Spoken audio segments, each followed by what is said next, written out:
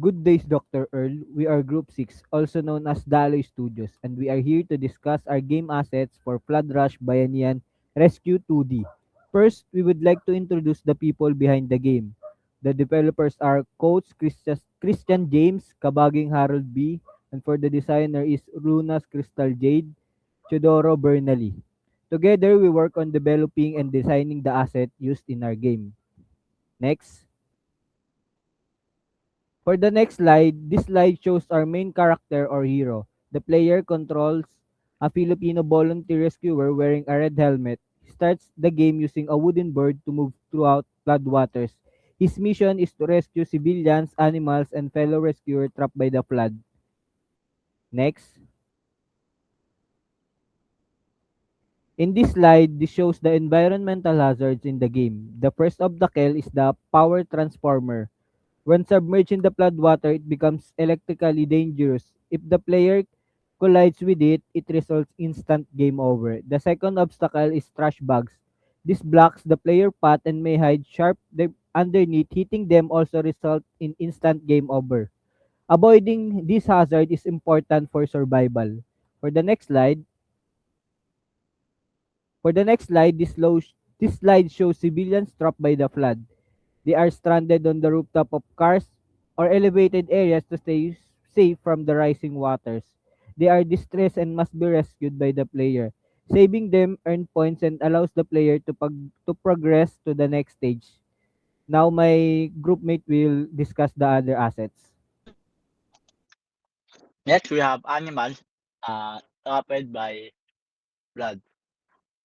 Adult pests and stray animals like dogs and cats are trapped by floodwaters, raging to the life preserve. They heard crying and waiting for to be saved.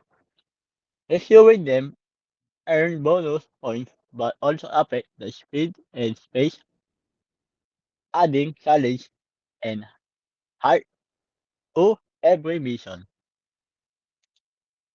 Next, we have a background of the game. We have building and we have home page before the game, a menu bar for the game setting. The the game in the game background feature pixel art style, Filipino commercial building like Sari-Sari Store, Lodem, Lodemas, Lod- Lodi Shop, and Post Office. Colorful banner and sign reflect local culture while Floodwater rise across the street, creating a dynamic rescue environment. Now we have home screen, so a realistic flooded neighborhood in the Philippines with house and standard civilian is set the emotional tone of the game. Urgent, heartfelt, and grounded in the real disaster scenario. Next we have background to the gameplay. We have flood and rain. Their environment layers set the tone of for the gameplay. We have flood background, murky brown water with swirling pattern showing the danger and depth of rising flood. Now we have rain background, vertical white straight against the gray sky, adding urgency and atmosphere as player rescue in stormy conditions.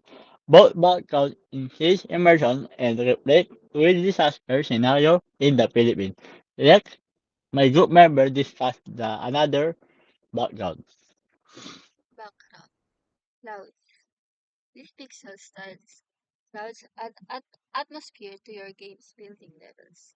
Brown clouds suggest muddy skies and heavy flood conditions. Purple clouds create a dramatic stormy mood. Orange clouds evoke sunset or early warning scene before disaster strike. Next.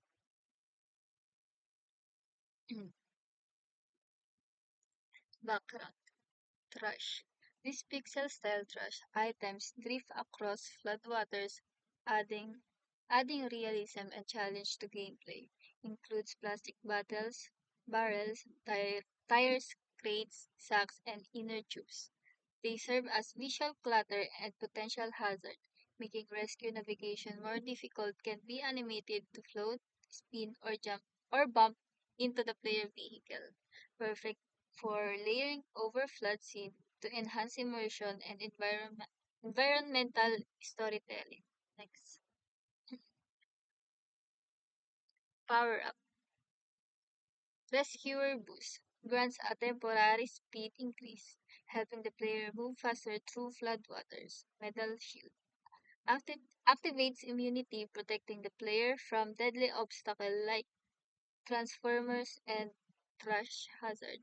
Use them wisely to survive daughter stage and rescue more lives. Next, finish line.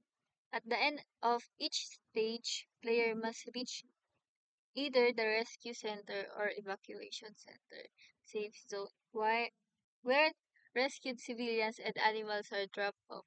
Evacuation center, daytime shelter with caution tape and cones filled with rescued people.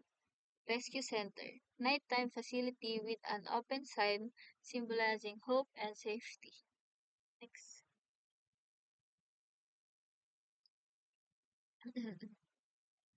And we are Group 6 Dali Game Studio.